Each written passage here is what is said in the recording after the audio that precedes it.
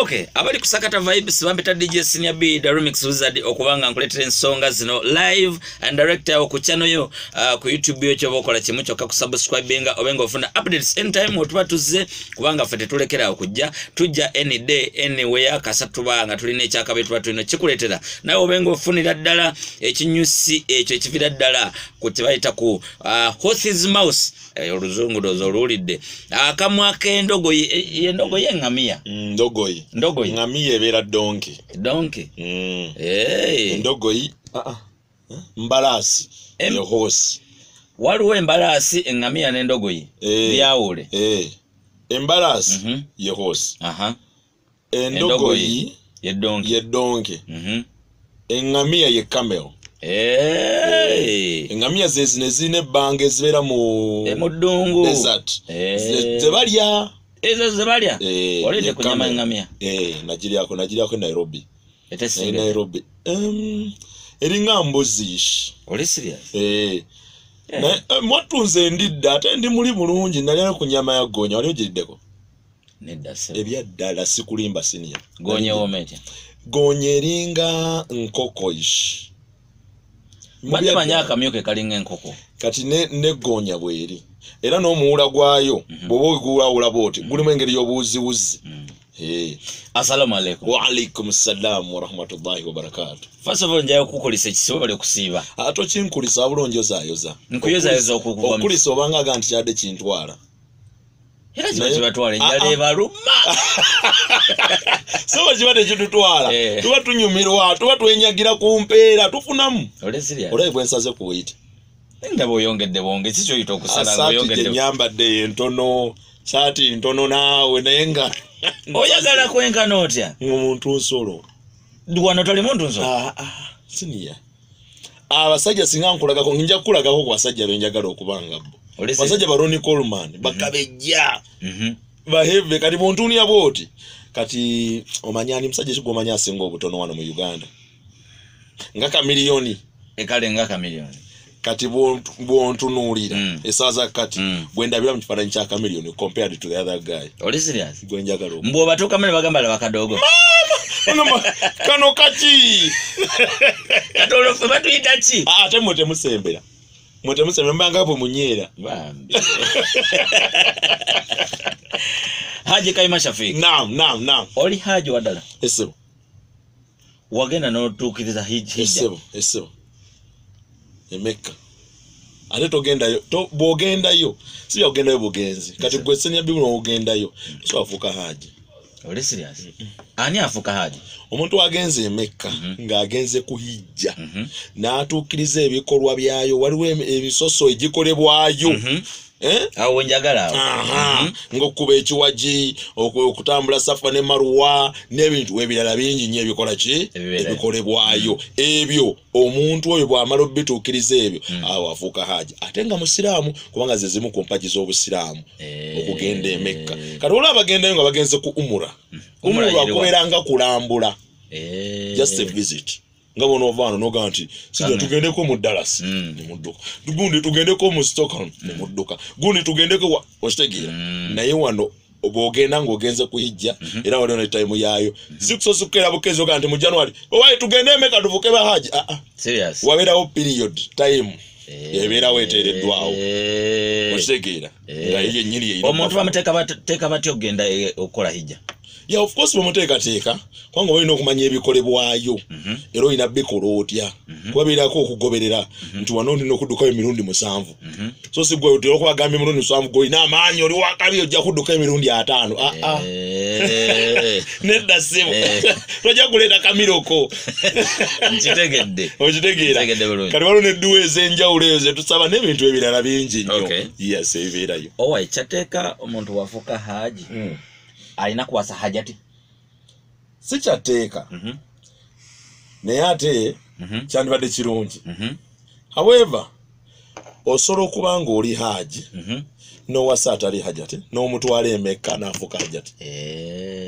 wabula ate abantu abamu kye basinga okubuuza ennyo nti owange omusiraamu Shafiiki kyateeka alina kuwasa Rashida musiraamu munne oyinaga nti kirina kuba kyateeka Etteka lijira wao. Ati buli lwoba ng'owasizza let's say Ruth atali musiraamu wagenda kuba ebuzibu bw'amaanyi nnyo butya ebintu bingi ebitunuulirwa ogenda kubeera n'omuntu mukyala nga mukyalawo mubeera musula mwena mbulirwe bumu mugenze mu nkola zammwe ez'obufumbo kiba kitegeeza nti olina omukyala atali musiraamu atanaaba janaba ate gwe ng'oginaaba eswala zo zinaatuukirira tutuuse mu mwezi ogwa Ramadhaani kati bawowa batya Shafiiki ne Ruthi tebasobola kubagatta tekisoboka kyetegeeza nti onatuuka mu mwezi ogwa Ramadhaani ogenda kuba otya kono abatakkiriza nakufumbira mmere gy'olya gy'osibulukirako bintu bingi so kyandibadde kirungi tetwagala nnyo okugendayo nnyo emaye abantu baga sajjawo basosola tetwagala kugendayo nnyo naye ng'amazima Shafiiki yadibadde awasa Rashida Peter n'awasa Ruth.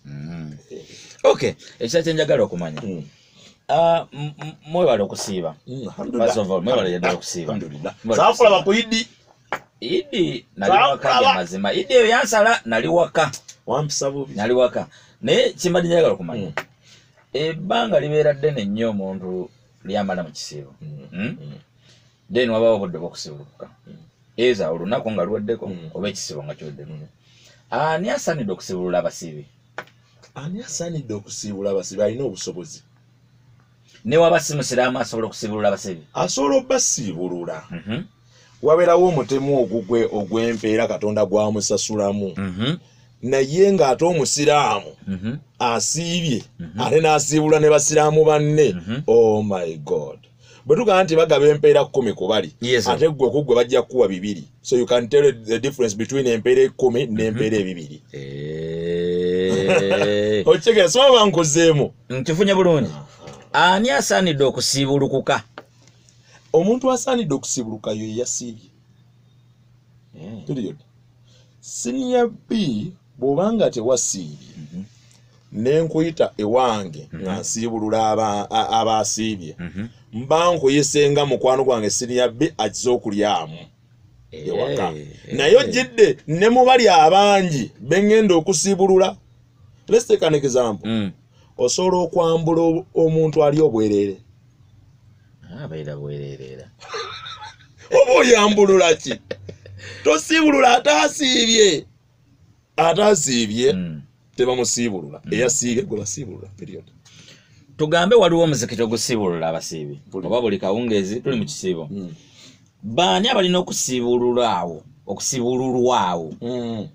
aha kirungi nnyo ekyo abalina okusiibululwa mu that time be bandibadde abantu abatalina mwasirizi oba abatalina busobozi abatasobola kwetuusaako kyakulya naye gwe bw'obanga osobola okwetuusaako efutaaliwo oba okusiibulukako kyandibadde kya buvunaanyizibwa weetuuseeko futaali oyo kubanga waliwo ate omulala atalina mwasirizi oba atalina busobozi obwo gwoyinza okuliira riziki ye eyandibadde riziki ye gwe ate n'ogirya so nga ate gwe olina obusobozi oba waliwo n'abamu ababeera nga bali mu lugendo betwandiisa abatambuze asobola okugamba nti mbadde ngenze Soroti eyo oba mbadde ngenze Arua eyo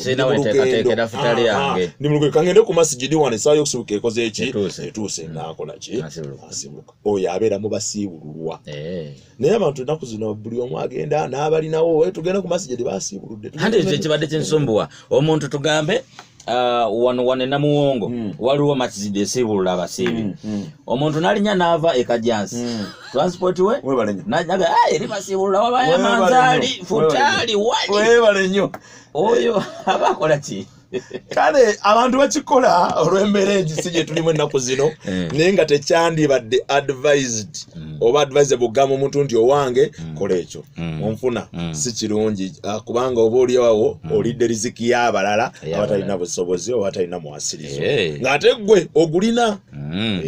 Okay, lwaki okola akanyama? Kale balayi toyina magezi muyaye gwe no kino ekintu nkikola because nakyeyingiramu for fun. Okay, nko kikola ngenda okulaba nga okay waliwo change ndabika bulungi. That is what I think. Okay. N'okusinzira kuba mu abalala kuba lwa bagamba gaya alina akanyama oba omunene nnyo asaagala aba alabika bubi otegera depends kati kunze nkikola because nkiyingiramu nkyagala I enjoy it era I look good. That's what I think. Wetunulira otya emyaka 5 mabega? Oh my God. Olaba oli si oli munene. Oli serious? Oli munene nnyo. Nze emyaka 5 mabega wennali. Ndi mutini. Kati nine ng'ombe egamba being small sucks. Being what? Small sucks. Okubeera omutono kibeera kyambwa nnyo. Nze bwe ngamba kati. Ekitegeeza nti mbamba vumye temunyiga. Tonyiga siniya. So kati eng'ombo yange kati nwanisa kulanga neyongerako mbere heve mbere kabejja.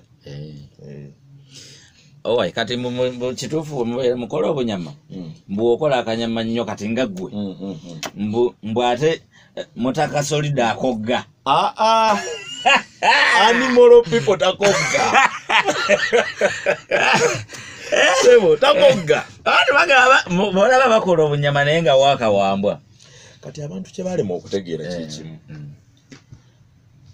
Katonda ono mugezi yatonda omubiri gw'omuntu nga guli proportional.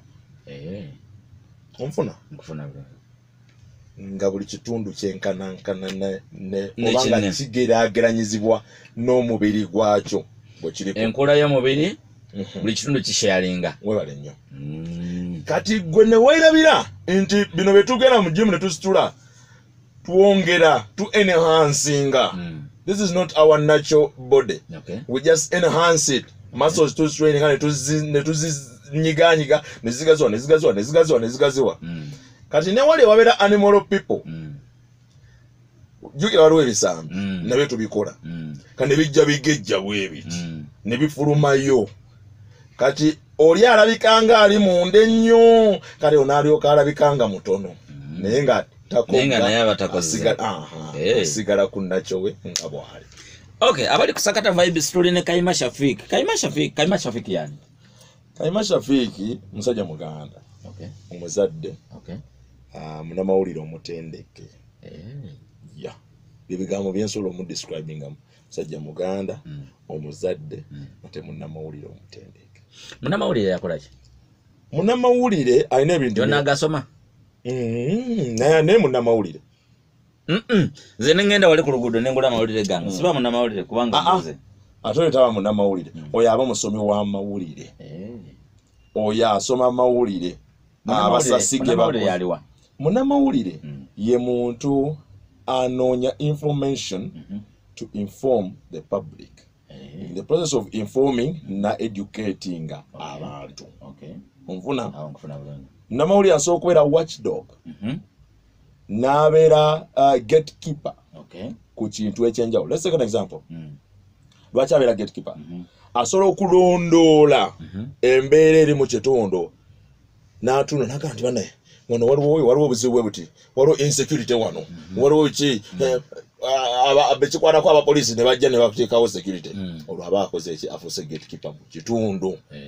Abadde watchdog n'agamba nti banaye ensimbi z'omusolo zisaasaanyizibwa bubi mu nsonga eno n'akuleetinga awareness eyo bekikwatako ne bagamba abange lwaki musaasanya bubi ensimbi z'omusolo n'afuuka watchdog mu mbeera efaanako bwekyo. Kyetaagisa ky'okufuuka munnamawulire?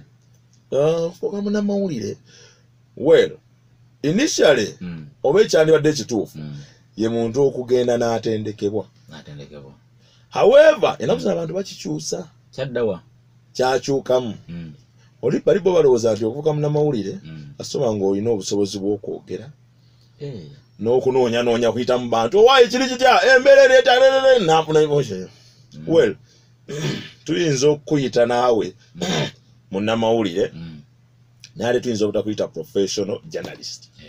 Naye omuntu asomye endekeddwa n'agenda n'afuna diploma ye mu journalism oba n'afuna degree mu mass communication n'ebirala oba masters mu communication, naye oyo yandibadde munnamawulire omutuufu, professional journalist. Oli munnamawulire ogenda mu gym n'okola akanyama, oli ku media, oli ku social media, oli sreking? Sireking yani. Sireking. Nze nandirowoozezza be bantu bewandisenga ba wannabes. Abantu abaagala okulabibwa. Abalabibwa buli wamu. Tobavuddemu awo. Anti ge mazima siniya. Wannabe ye muntu ajja okujja atekeyo live ye ku simu wano agiconnecting atandika okunywa amazzi. What are you telling us? Drinking water. You're not telling us anything, but you just want to be on social media. Abantu bakulabe kati bano buno wali obusexo obeerako obula ne bujja bannange you guys banange ng'olina ecupa ekinene nti mundabye nina ecupa gwe baby ogamba otya ng'obuze. You're not telling us anything. Osegira. So beba abantu nze bwe mbatwala abantu abaagala okubeera nnyo mu bantu beba wannabes abo babitwandisenga ba Sirekings. But I'm not that. Olowooza aba Sirekings bongera ki ku society?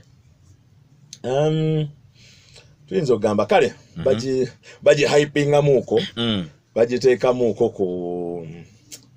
ku bintu ebyokujubisa tusekasekamu oluusi however bakisusa ennaku zino bakisusaamu ne bayitirira naye tugendera awo tetulina kyakukola.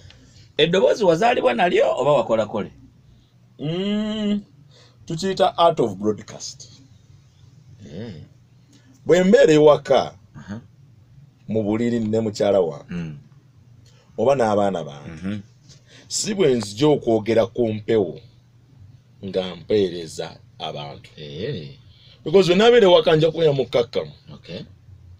Shirin atuzanyira awo oyo muwala wange tya sweetheart mama fumu honey oyo mukyala wange naye bwe mbeera ku mpewo mba nina because I'm broadcasting to an audience. I cannot start coming on air and okogera bannange abatuuliza abalungi naye mugamba ntya mbaleke muli bulungi.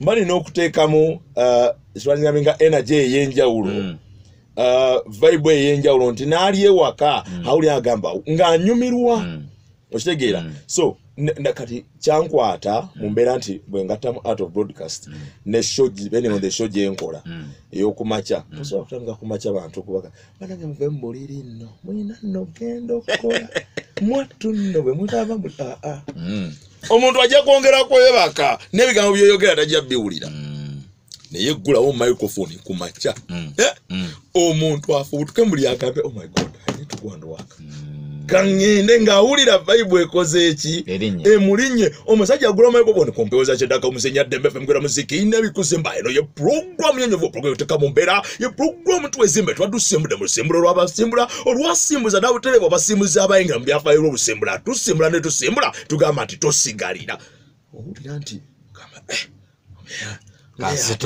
kansituke eyo ngende ko vibe it is art of broadcast. Okay, bitambula bitya mu radio? David twaliza awamu. Okay. Our business now is a bit slow. And the mu sente ziyingira bulungi. Kitegeeka. Abantu betujja mu sente abebirango bichana advance and all that.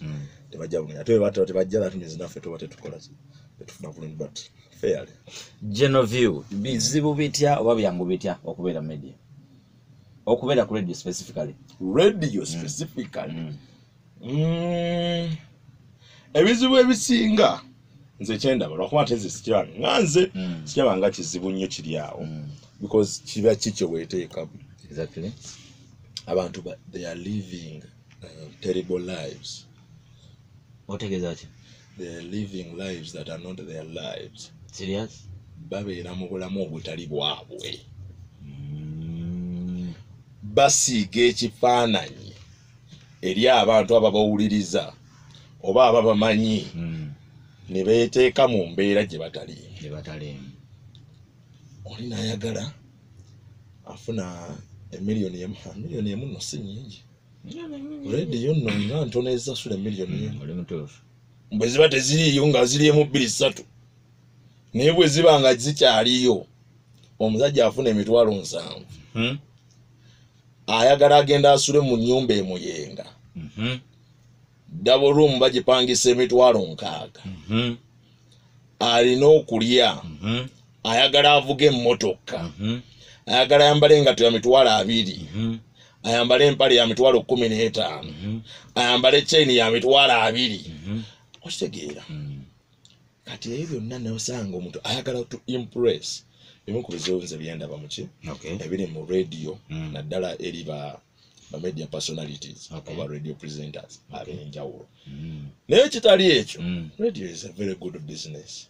Ojingira otya radio? I think about 11 years ago bwe mba nzijukidde bulungi natandikira ku Biraali eni y'abasiraamu Old Kampala awo twali nayingira nga asaaga nalina kazini wawe bamitana Lubuwa Shamima Kasule naye by then nayisimanyi nti nakazini wange nze nga nyingira nzija ndaba muwala nga mweyogerezaako naye ebiki nga twogera bulungi awo ku Old Kampala ogera bulungi munaye kati nkoze ntya nti wetuli wano nkale nga ngenda samugambirawo nsonga yange nga nkomawo enkya ngenda nnyo nako nga 2-3 naye gwe nga nkolaba nnyo wano buli kanaku ojja n'ombuuzaako ne tubeera wano n'onyuramu emboozi n'ogenda oyagalanga ki oba bozze kukola ki nze n'omanyi njagala nange kubeeranga mmwe njagala kukolako ku radio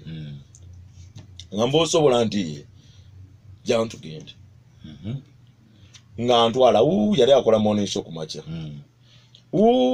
Misinde nga nyingiza studio ngamba ebyo birabye ogwo muzindaalo ono bakole bati nti obirabye nti ye kale gende waka nga ngenda ngamba ojja kudda enkya nga mwendi mu time yange nze kale anakeera nga nkera ku makya saa zigenda okuyingira emu kuba programu yali etandikemu paka 4 saa zigenda okuyingira emu nga ndi mutaka nga natuuse dda nga ntereera ngamba oze biki jangu tuula wano nga ntuula nga tutandika ng'akola nga bwendaba ng'akola nga bwendaba agenda okumaliriza saawa awo nga 3:30 nga naye nte okuyingira mu nnyamalirize nga ngamba yali alina omulamwa gwa discussion naye gwe olowooza ki nga nsindikira microphone nga nzuulamu awo nsuulamu omuntu ng'eyayagaledde ekintu anjogera bulungi nnyo kale tuba tunaana okumaliriza gaye yali MD bamuyita nga Isa Kiralira nga ayingira studio mulundi gumu yayingira mu natona bwati nga tukyayogera Shamima amaliza program agimaliza bulungi ng'avaako kumpe nga ajjayo microphones nga MD amubuuza is this the man that was on air manya yali musajja mu Nyankole is this the man that was on air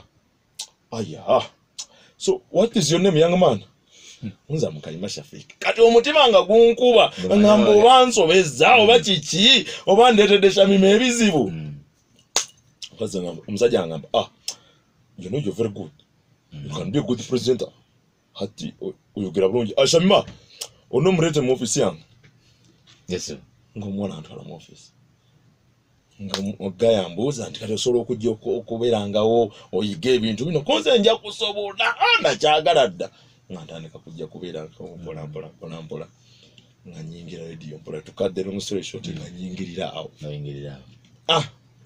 paka naguno gwaka wakakola mu radio zimeka 3 kati tandikira ku Biraali nkola emyaka 3 naye nvaayo nengera ku Suubi Free FM lyawo namirembe naye nenjikola emyaka 3 nenvaawo kati ndi ku Ddembe ovaano ddawa ngenda mu kyalo Zirobo wakata kulima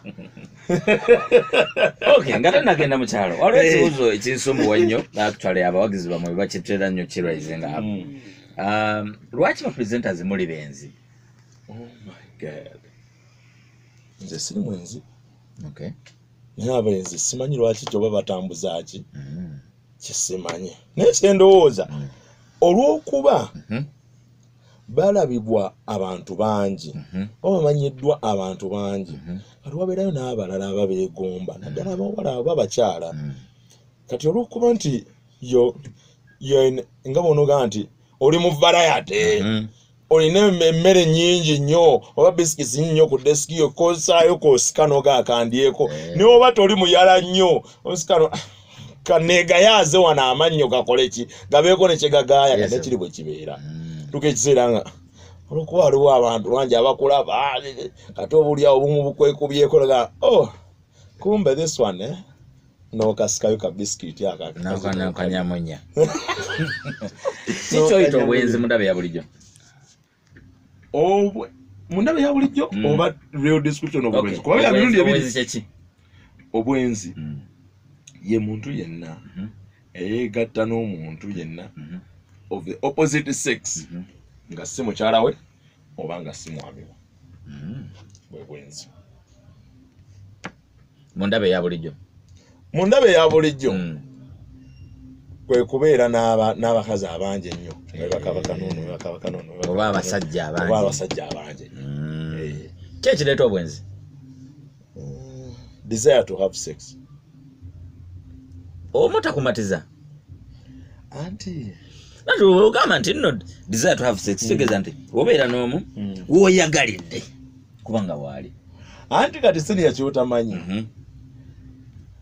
buli muntu atunuulira ekintu because you have a desire let's take an example if you have a desire to eat obanga olina ekintu kyoyagala yes kwera ekyokulabirako ekyokulya you have a desire to eat bw'olaba emmere nnyingi ojja kwagala okugirya ate bw'oba okyali eno ng'olengera eri nga kasupu ako nga kalabise bulungi kalabika okuwooma bakampe gundi nsenera akaawo nga bakusenera akaki akasupu kane kino bwe kiri because you have a desire to have sex kati otunya abantu because environment gye tubeeramu oba ensi yonna okutwaliza mu worldwide I think abakyala basinga obungi babeera bangi mwebali nonaga omukazi yalabika mulungi because ebiseera bisinga bino bitulimba beauty tulimba otunya omukazi nenge ekigenderwa kyaki have sex otunya omukazi ayambadde obulungi engoye sizogagala oba sizogenda okwana you have the desire olina desire yaki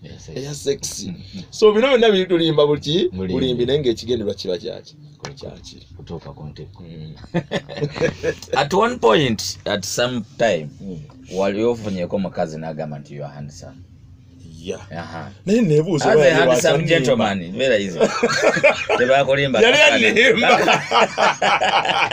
bakutuma abasajja abalungi ekkumi ng'oleeta kayima abasajja ndi awo neefaananira nga bwenjagala tekiwomera amatama abiri ye we yakulaba as a handsome gentleman who is a beautiful woman?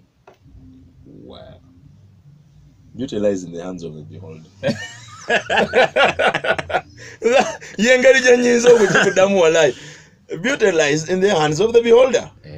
Kubanga nga nze nkugambye omusajja eyeekuliranga bwenjagala omusajja ali awo alinga ogusolosolo there is no way oli ajja okujja kungamba nti you're handsome kitegeeza nti beauty lied in the hands of that beholder mu kaseera ako eyali andaba ayo mwana yagamba beauty lies in the hands of a beer holder bw'omala kutamiira n'olokola buli omu anyirira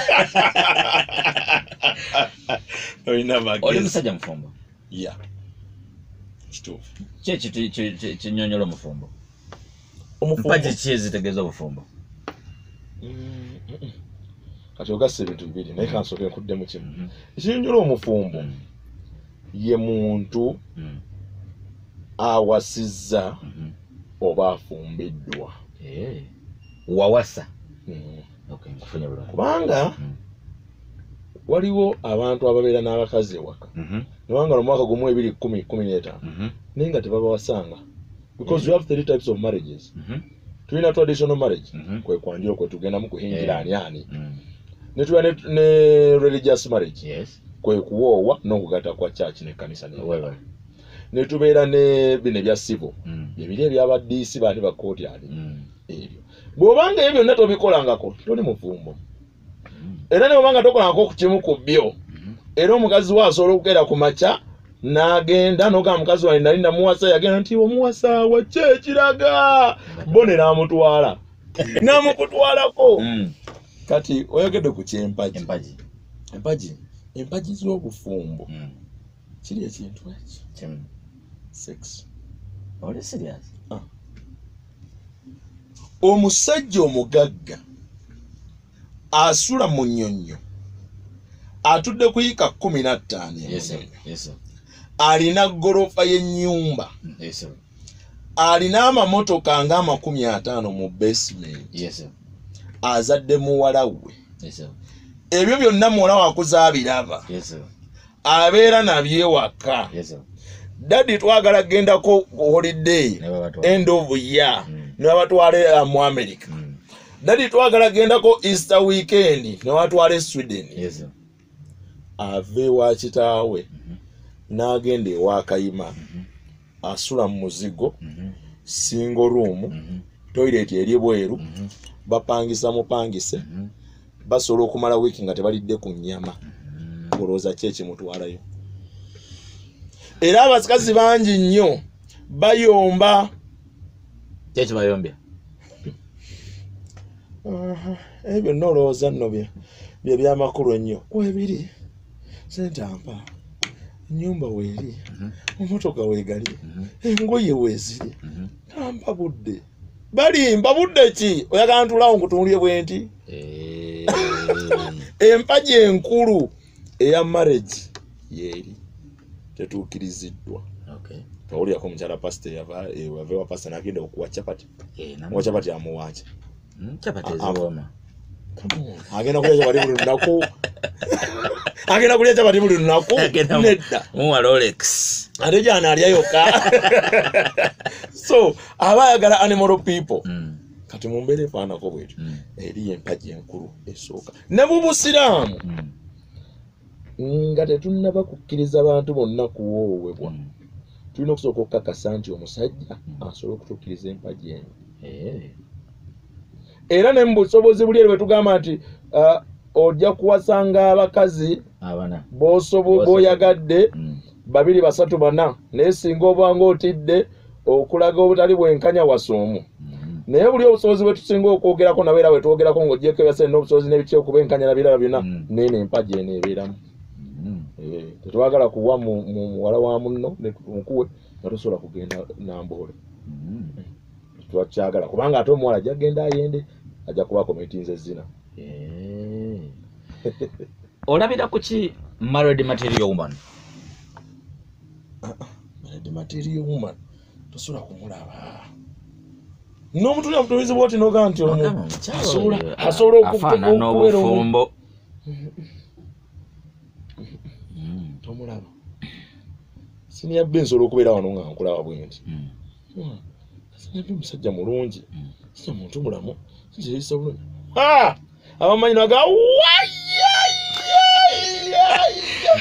omanyi expression yeyo. Oyo mubbi amenya amaduuka g'abantu akwata abakazi yakatuga abakazi 8 bakamusiba emirundi 25. Otegera soswegeza nti nekitosula omukazi oyo tosula mulabulabi oga nti omukazi oyo yajja kufumba omukazi oyo bifumbo. Otegera you can't just see it just like that. Okay. 60% ku bakyala mu Uganda bali single mothers. Kyekireta ekyo? Ebintu bingi nga abo bafiirwa baba oba taata baba abamu balemererwa okukwatagana. Abamu balemererwa okukwatagana mu mbeera ey'enjawulo. Bingi ebisobola okubeerawo oba oluusi oba omusajja ayenzeemu linagandi nze ngenze oba babadde balwanagana nnyo kirungi nnyo ate n'okubeera mu bufumbo nga buli kaseera mulwanagana mu ekyo jja. Oba omusaze wati simuga nti katukole ki katute. Abasinga abasajja abamu basudde obuvunaanyizibwa. Their responsibility bagyegaanye. Kwa abakazi bano nti awaayi omwana ono kamusindike. Omanyi abakazi bali attached nnyo tu abaana baabwe balwaki ndowooza oba kuba I don't know, I think ndowooza olw'okuba kyenda awulyanga kyenda mubiri gwe. Thank you. So that's what I think. Ebiseera ebisinga abantu babeera oba basingle mothers bangi because abantu either basudde obuvunaanyizibwa bwabwe oba bafuna obutakkaanya obw'enjawulo.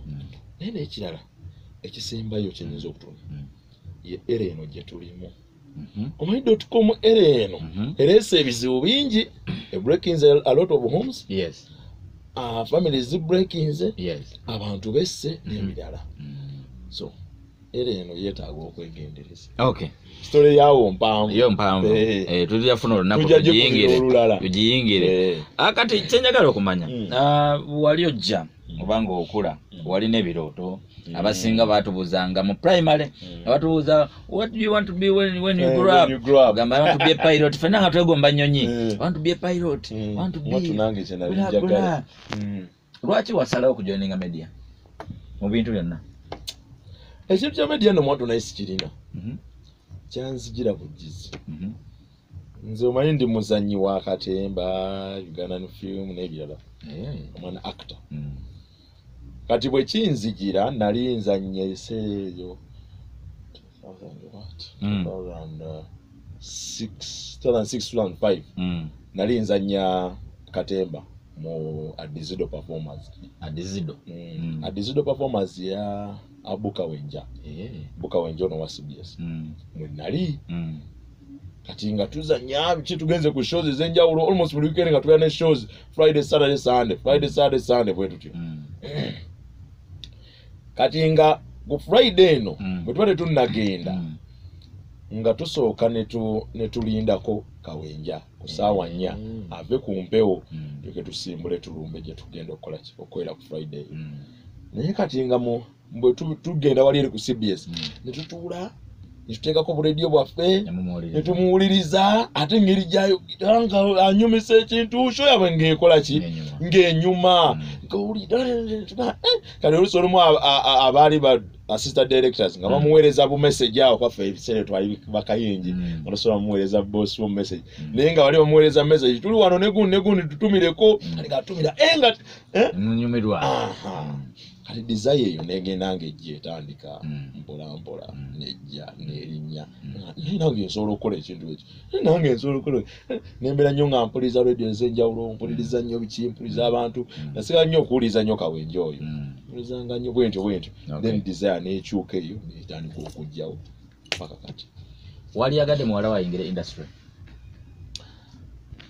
agiyingire nzibuzibu industry yaffe nzibu naye kale agiyingire bwe kibanga kyekizze omanyi fate oba entuuko kintu kizibu nnyo kubanga olwaleero oyinza okugamba nze njagala omwana wange abeere looya omusomesa mu masomero agabbe n'omutwala ku university n'omukolera kukola akole koosi bweti biki n'omuwa buli kimu naye ne bigaana n'amaliriza nga tunga byalana okitegeera oba n'amala law degree yeesooka n'omutwala ebweru n'asoma masters n'azireeta byonna n'abikuteera awo n'adduka n'akuba omuziki naye nga gwe omwana wabadde tomwagala yeeri nga gwe omwagala wano mu law so due to the fact of oba factor ya fate tuyinza kuwakanya industry yaffe nzibu erimu mbirigo si byangu bw'oyogera ku industry nzibu we failings basically media it's a big struggle ready ebintu byensinga okumanya ebirimu struggles biringa 2-3 ready oba media that is TV and radio ne music omuntu okutandika okutuulako naga nti asobola okulya ku 10 ng'oli mu radio oba mu TV oba oli mu music oba otobye my friend mu media waliwo kye bayita system ndowooza system ebanga team mu njogere yange system eyamba ki first of all system kyeki gwe abali mu media system oyinza okukitunira mu ngeri za njawulo simanyi specific kikyoba ayagala okukitunira nti ogamba nti for example nti omuyimbi ayagala kuleeta luyimba lwe alina okufollowinga protocol oba nti omuntu abadde ayagala kuba promoted ayina okufollowinga protocol nti olina okulaba gundi ne gundi akakabinja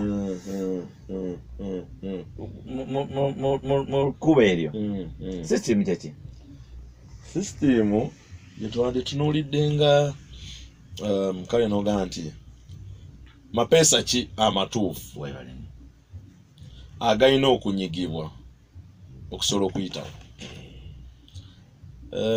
kyekimu nti n'omuntu ayagala okujoininga radio oba TV ayina amapeesa ag'enjawulo g'alina okunyiga okusobola okutuuka wale agatali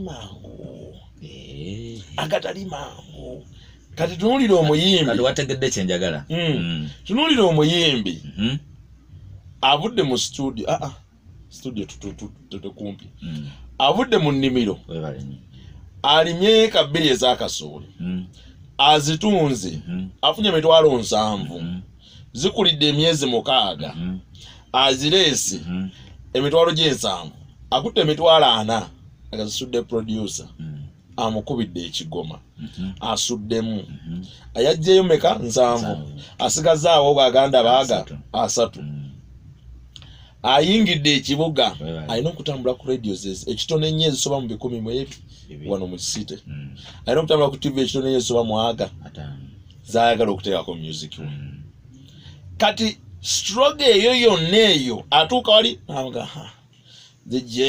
DJ ono yeetaagayo kasente ng'amuwaayo kakati wabeera music schedule ateekamu ennyimba wali nti ate bamuweeyo. It is not a must that it must be done until you know kusasula for your music to play. Yes.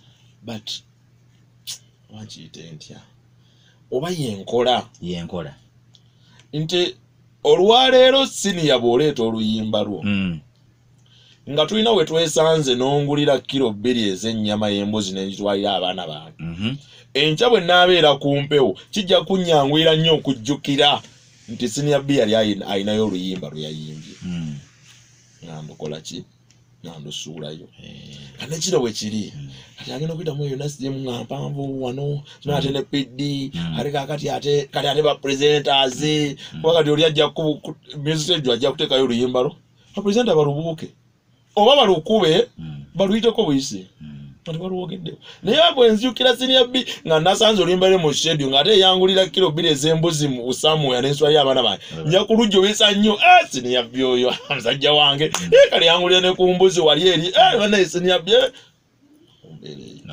kati ebyo byonna emitendera egyo miwanvu mu mbeera eno gye tulimu ezibu mulina ekibiina ekibagatta nga bani twogere ku bapresenters kuba ekyaba journalists nkimanyi wujja bapresenters tetulina, that is the truth. Kibiina nnyo ate kyannaku kyogerako nga n'ennaku enkwata tetulina naye nga ate kyandibaddewo waliwo ekyali kitandikiddwawo abikesi manyo oba kyakomawa naye kyali kitandikiddwawo bulungi funye ba lawyers biki tufunye ebintu ebyetaagisa wano nawali tugatta wano batukoledde constitution batukoledde biki I don't know what happened from the blue ekibula paka na guno kwaka government eyambye etya oba eferinze etya industry basically media oba entertainment government nze kyenandirowoozezza oba oli awo yes kale tuwaddemu freedom of speech weeri abantu boogera wano nawali kyokula abamu bagenda bakisusawo ne bavuma n'abantu n'ebirala newankwadde kale olumu tunyigiriza ekitemukyoogerako okutiisaamuuko n'okutya nti media houses zammwe olumu zijja kuggalwawo n'ebintu ebyabifaanaganako bwe bityo naye gavumenti nze kyenandirowoozezza kyeyandikoze yandibadde equipinga stations oba eyambako ku equipinga stations potential stations with quality materials because otunulira stations ezimu nga bandibadde balina good work n'olwa equipments omuntu ga ku station yemu nga balina kamera emu kyokka ntono nnyo bweti ekifaananyi kyefulumya ekiriawo ekirungi naye nga ate balina aba presenters abantu badde abalungi abantu bafulumizza quality work oba gavumenti bwe tekisobodde ekyo yandigyeko emisolo ku bintu ebyo equipment yayingira oba oli awo kale ne ku misolo gino nekendeeza kale oba esobodde nga leganyizo gati twiragama akasente ako fasitenge gwanebira kale nekendeezaamu negitabeera ki mingi nnyo osobola okuyambako ku industry ekitali ekyo tukyali bubi. Okay, nga omuntu ali mu media omanyiddwa abantu bangi nnyo olina following omanyiddwa abantu bangi nnyo olina following mu ange eyo celebrity yani kugwe? Celebrity is someone who is celebrated. Anyone celebrated is a celebrity. Anyone celebrated is a celebrity. Who is a superstar? Someone who has done something that is extraordinary. What is it? Yes. I want to be confusing a senior.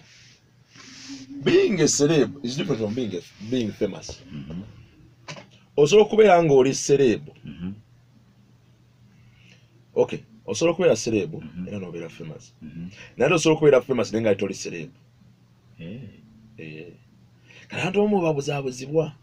Being famous kwe kubanga omanyiddwa abantu bangi. Osobola kubeera wano senior being abantu abakumanyi. Ne baba tebakulabangako physically naye ng'erinnya livuga nti senior B oba nti Kayima. Nga basukka mu miliyoni 5. Taking an example. Kati awo mbeera famous. Naye tekinfuula serebu. Why should people celebrate? Like, why should they celebrate me?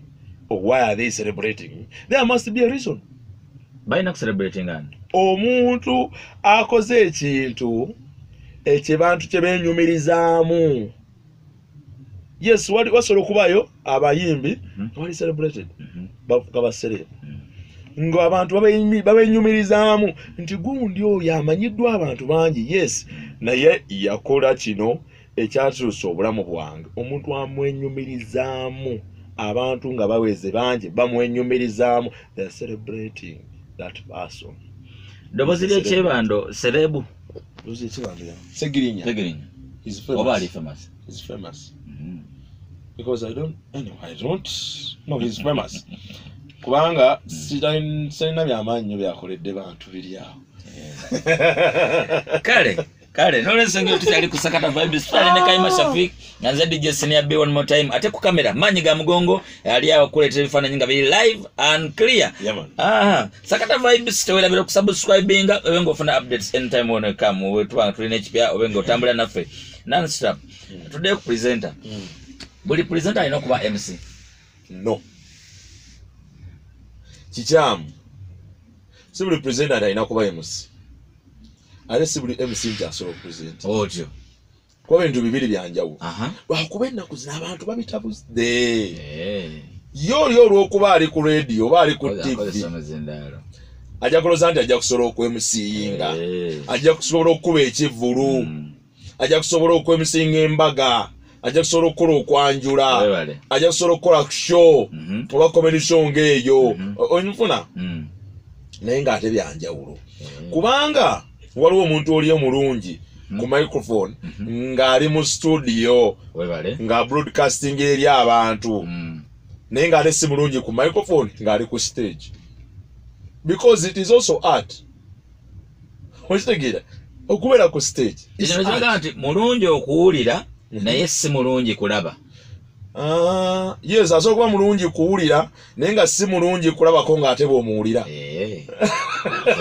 Okitegeera kubanga oli asobola okuba nga anyuma nga ali mu studio najja ku musical show na oba ku kivulu ng'ekyo bamulese nga MC.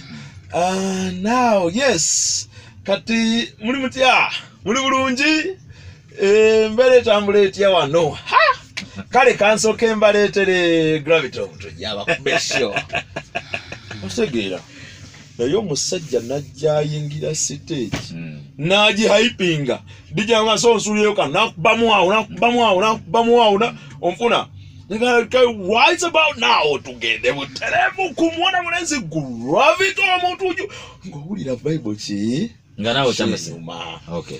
Abantu babitabuka olaba bibalemu. Okay. Chechi kuvuga ukola shenondi. Ngama oli ku TV oba ku radio. Oba oli ku show. What drives you to run a good show? Mbera ku okay, yeah, all shows. It's so come na preparation. Kwetegeka. Kichogenda okwogerako. Okyogedde kotya. N'okutegeera audience yo kikulu. Okitegeera kutegeera audience yo. Kati nze nkola n'obwa MC. Ku bivulu. Ekivulu kyenkoze nga bwa kivulu bakitegese tugeze nga ku National Theatre. Kivulu kye bategese ku National Theatre. N'ekivulu kye bategese Munyonyi wa Sudi. Byonna bivulu. Naye audience yabyo eyawukana. Ebigambo by'okozesa ku National Theatre oyinza obutabikozesa wa Sudiru ne binyuma. Bizo obutanyuma oyinza obikozesa abantu nga what's wrong with this guy? Never da kusimu zaabo. Okitegeera. So oyina okumanya audience yo. Okay. Bowereza bafaanana batya oba bogenda okukola mu kaseera ako bafaanana batya.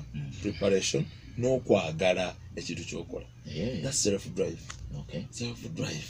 Nze nkola mu budde obuzibu ennyo. Obudde bw'okumakyo. Obudde bw'okuzuukusa abantu. Obudde bw'okukola nga buli omu agenda kukola oba nga ali kukola. But because you have the love for the game. That's kikulu. Okay. Abamu abayingira ekiro kyobula abamu balemererwa. After some time. Ne ba dropping out. Nga tebalina love yakyo. Nga ye kyamuleta kunoonya sente. Because bamusigira ekifaananyi ekikyamu kyalowooza nti abasajja abali media balina sente. Naga kanyingi. Nange nfune. Newayita emyaka 5 tannakwata wadde ku 10 nga tuli kuki. Wetegeka otya? Wetegeka ddi? Nsobola okwetegeka throughout the day. Take an example. Singa nina daily show ku radio. Obanga nina daily show ku TV.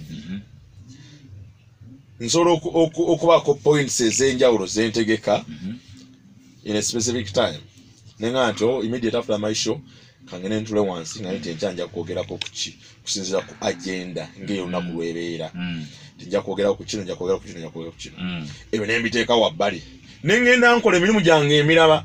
Naye throughout the whole day nembera nga ntambula nenga waliwo lukyendabye ekyekiro nenkinootinga wansi olwo era neetegeka nenkinootinga wansi nga nja kyogerako bwenti nebwenti neetegekawo nengenda nenkola ebyange mba ndi eyo netutula ewantu wetudde tuli eyo mu geto zaffe muli ne bakyalibo muli eyo mukubakaludo nga we munywa ku soda wammwe munywa ku mazzi gammwe amanene ne baye ne baleeta ekiboozi boy chiboze toje cyangwa ale chiboze kirunga kikutte nja kucyogerako aho wonna nkola ki wetegeka so okwetegeka tekukoma okay kusobola okubeera mu mitendera egy'enjawulo okay era nekyo kino kye kimu osobola okubeera nga oli ku bivu oba nga ogenda kwemusinga ekivulu kyebakugambyeko ogamba nti ngenda kwemusinga ekivulu kifaanana kitya era baani ndeetewo mbeera efaanana eta eyo neera oba okola ki wetegeka so okwetegeka mu process era nga bw'otambula oba wetegeka mu process nga bw'otudde somewhere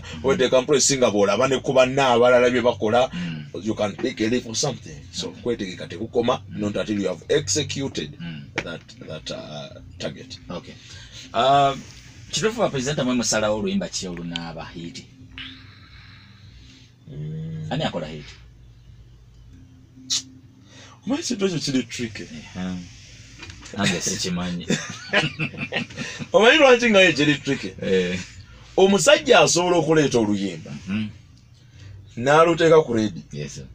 Radio neekuba oluyimba nga bunaku erikuba emirundi egi ng'erikuba okuva Monday paka Friday.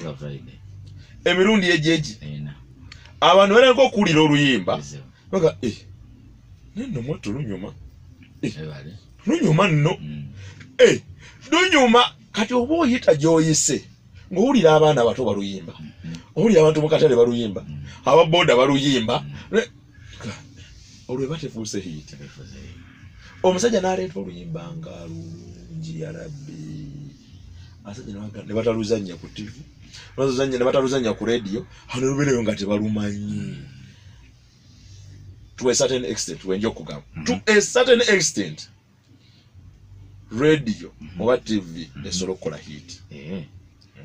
Okay, osasulwa abayimbi okuhypinga music waabwe nga Kayima Shafiq? Sasulwangako muyimbi yenna hypinga music we. Sina muyimbi yonna yali ampadde ku siringi ye wadde 10 west naye kyenina nti nze nganza omuntu oluyimba bwe lunkwata lusobola okumpa vibe engeri gye ngenda odduhypingamu kasa lunkwata ekidongo ne kinkwata message erimu nenkwata kugamba nene binkwata ngenda okwingira microphone bwenti nze nga maze okupekinga ebintu byange byengenda okukola naye nga teri muyimbi yena yali asasudde okukola ku hyping.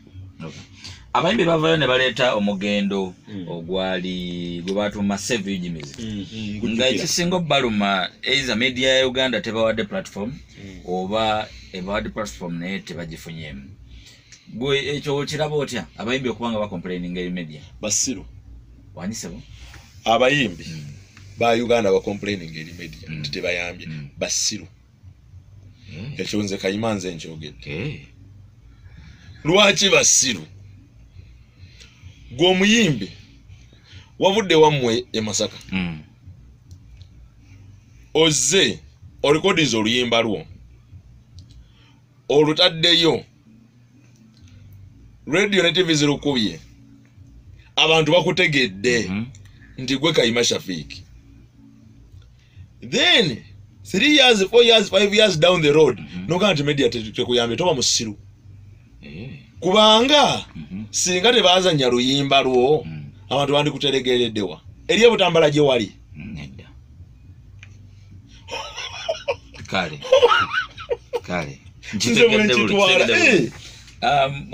tuddeko emabega katono we wajjira wayingirira media abayimbi bapromotinga batya music yatambulanga atya?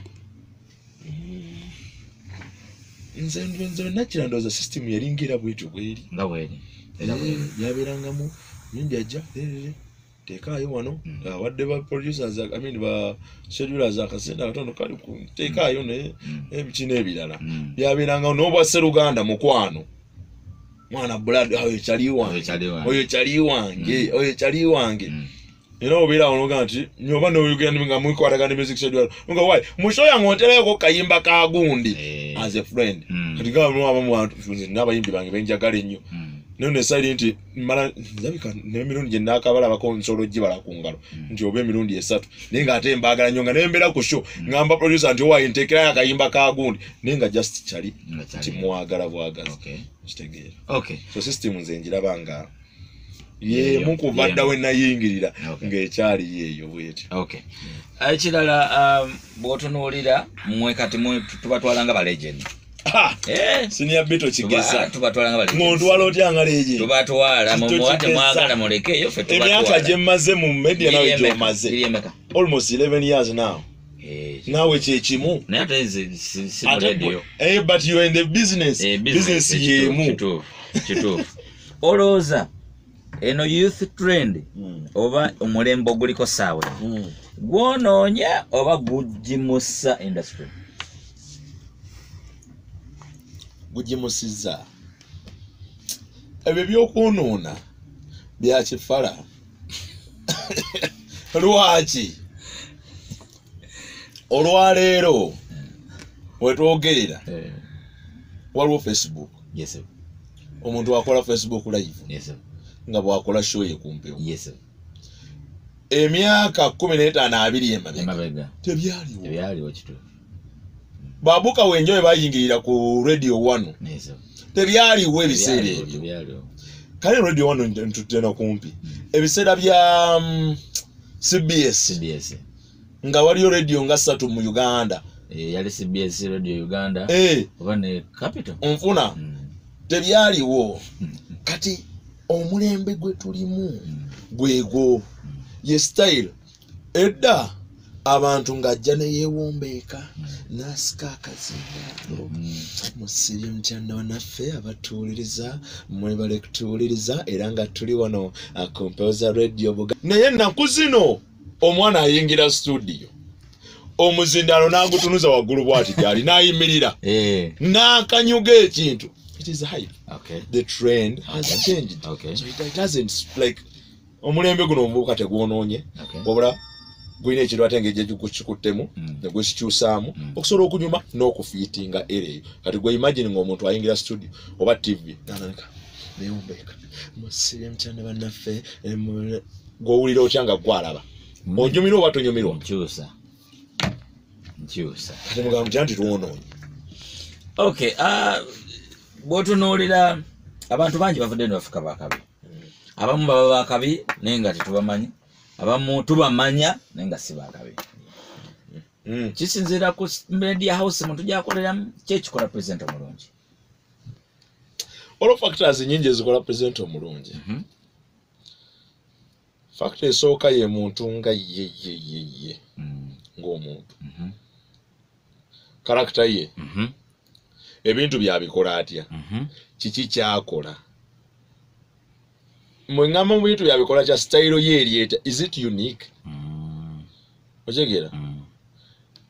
Radio zonna zinakugambye ekitone nnyo eziringa ebibiri. Zonna zirina morning shows. Naye waliwo radio emu ng'esobola okubeera n'abawuliriza 5,000,000 ku makya. Nga radio endala erina abawuliriza 2,000,000 ku makya okwo. Ne wabaayo endala ng'erina abawuliriza 1,000,000. Otegeera nti basalawo ne bakola ki? Ne bakyusa. Ne baddamu. Baga nti naye gundi ono ankubira bulungi ekintu kye.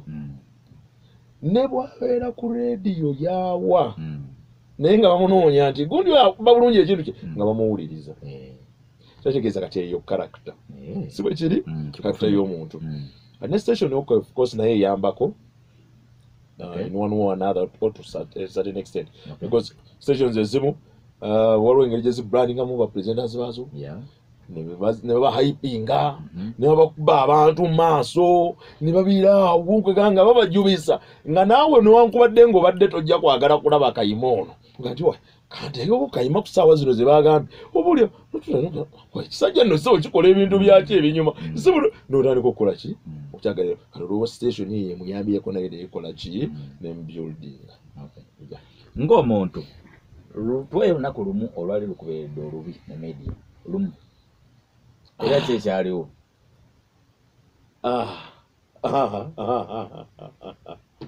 Lunaku ki olwali lusinze okuba olubi? Nzijukira kasinaliyo. Wali wano ku ddembe ng'ojja kola ne bakuwamba mu taxi. Naye tekyali kibi nnyo. Oh yeah, now I remember. The worst day nali ebiseera ebyo nkyakola ku ssuubi. Mbeera yaffe nga yakweyiya. Nve waka ku makya nga nninya taxi. Ntuuka mu kkubo taxi yagwa kabenje. Terrible accident. Accident zino ndowooza nagikunyumizaako. Kansanga awo. Abantu ne bafa, abantu ndowooza balinga banna abafudde awo biki.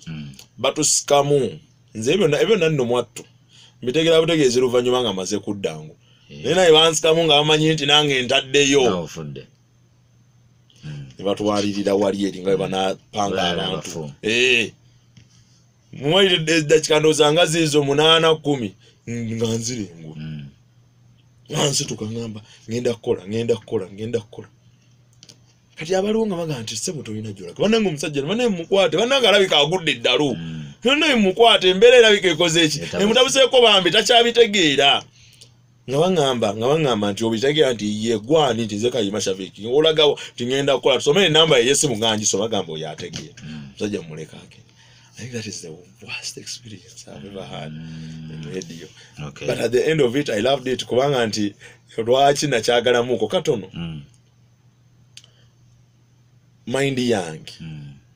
yatuukira ku kintu we nakomye nina okugenda okukola love for the job love for what you do. Kufunye bulungi nga bapresenters musanga bizibu ki? Ebizibu byaffe tebiggwa.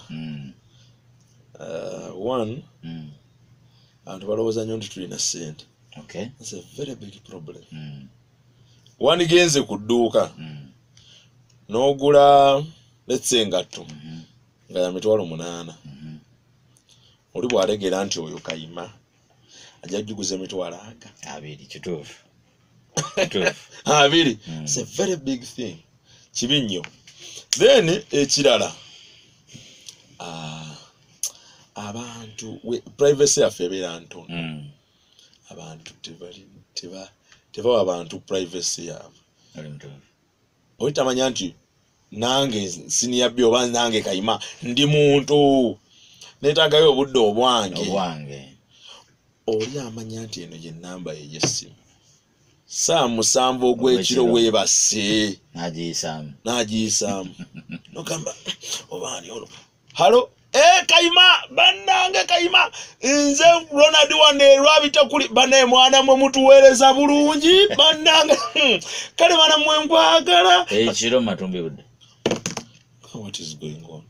Gamba oba muvume omanko nyoga kamule esebo webale munnaye naye tujja kwogera enkya n'okola ki amujjako abantu mutambula oluusi olina abaana bo oli somewhere oyagala kubeera free n'abaana bo bagenze kuzannyako somewhere they're enjoying time yeeyo oli bwajja kayima sokole bane kati anya batandika okunyumiza emboozi ne baagala otuula awo nabo bakuggyeko time eri abaana bo gye wandiwadde so a lot of things bingi. Okay. Kano bw'otunuulira omulimu gwa presenter omuntu aba yeebuuza lwaki yandibadde ayingira bwa presenter. Omuntu aba yeebuuza bano bagayi bakola ki? N'omuntu ayagenda okuwa omulimu ogwokukola ku station ye nyini station aba yeebuuza omugaso gwo ki? What's the producer's contribution to the music industry? Presenter's contribution. Presenter.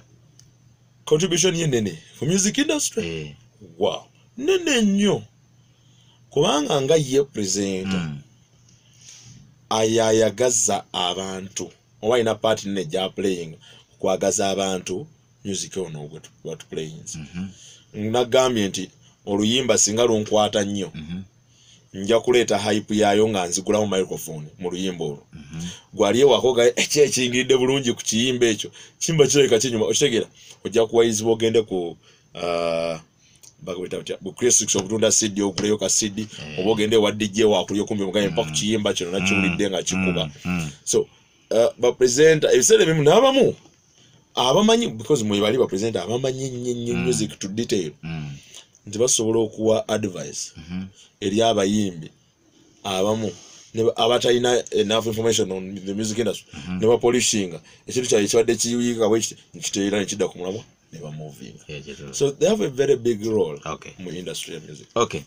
Ali kusakata vibes nkujukiza twera okusubscribinga ate tukyali ne Kayima Shafiq wano kusakata vibes nze DJ Senior B the Remix Wizard atenga ku kamera kuliko manyiga mugongo kubanga kuleta ebifaananyi ebyo onyumirwe towerabira sharing link eyo juwereze ko banno abala bamwe nayo najyo esinzira omukola kya kabinyonnyo sakata vibes eriwo kuletera bintu byotalabalaba oba byo tajja kufuna walala wonna kusakata vibes ko bawe kwata ko bawe komira kokka wano njagala random answers mpaye ba presenters mpaye ba presenters batano gobo ita legends DJ Ron yali akola ku Capital Radio yali akola show wali wajita late date Love ekyasoka mu Uganda waliwo guy bamuyitanga Alan the Katankaras era naye yali ku Capital waliwo guy bamuyita Alan Kasuja ali ku BBC ku Capital ndowooza naye abasajja abakalisoliso baali bakabina wankwade kati bakyali CBS enkadde eri ya 88 yali mu Katolwama abe mukibi n'abuka wenje eyo combination yali ya tabu newankubadde kati bakyaliko naye vibe yakakanamu yakakanamu n'engeri competition jere nyingi nnyo bikina ebirala those guys were also good Peter C. Martin oh yeah chikati my guy oyo guy mwana oyo guy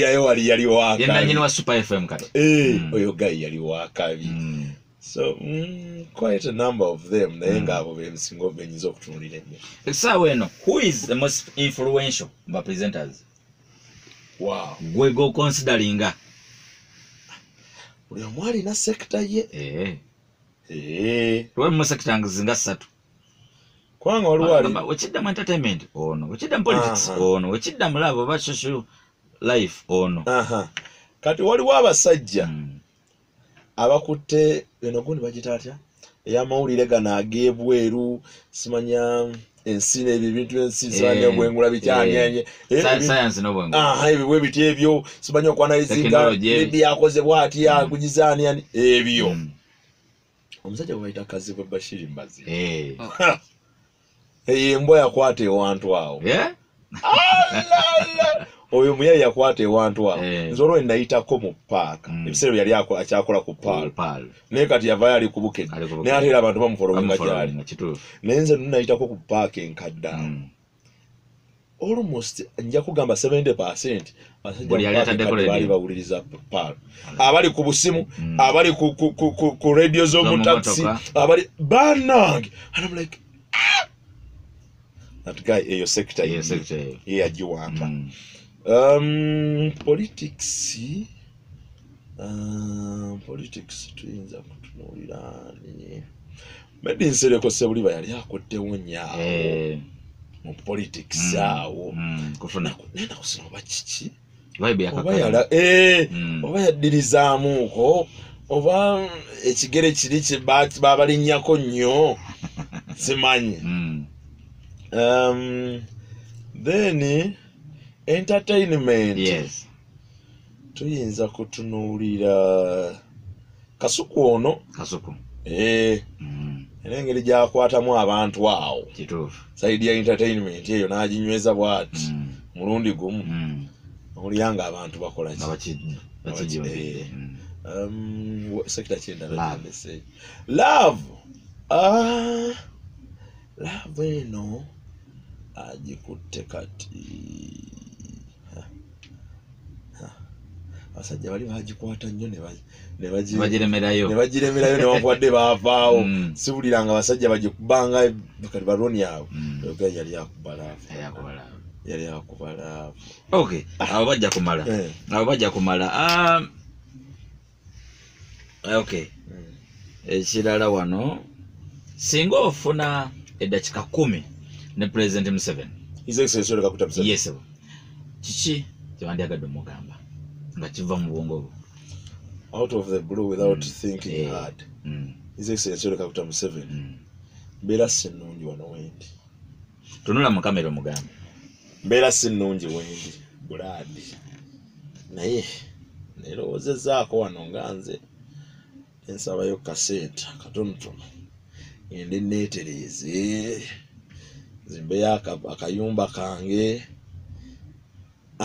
nfuleyo kataka ewalala nzimbeyo apartments bwange mbeereko siina kirala kyenkugamba buli omu anoonya kuba bulungi bano abayayi baleke kubalimba bonna nabo banoonya kuba bulungi nange muzeeyi noonya kuba bulungi ge mazima bampeyo obuwumbi bwange nga 5 nze nkite sizina zikwagazaki sirina kati omusisinkanye nga presenter oyagala kugosa ensonga eziri mu presentation fraternity mugambe His Excellency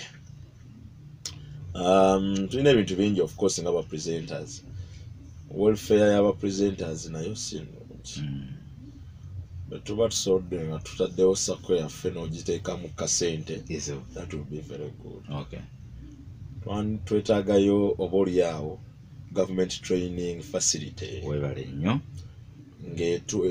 ate ng'erina n'ebyetaagisibwa byonna n'abasomesa bonna abeetaagisa okwongera okubangula kuba naffe abatasobola buli kufuna training emala oba naffe abagifuna already naye tweyongere okubanguka mbeere faana wetyo n'emijiji emito egijja nayo gisobola okufuna okubangulwa okulungi nga tebataddeemu ssente nnyingi kuba bangi ku bo ssente zibalemesa facilities bwe ziri naye ate ezimu ssente zibalemesa naye babeerawo government facility basobola okukola ki okuyambibwa. Okay, olowooza lwaki politics ayingidde nnyo mu entertainment?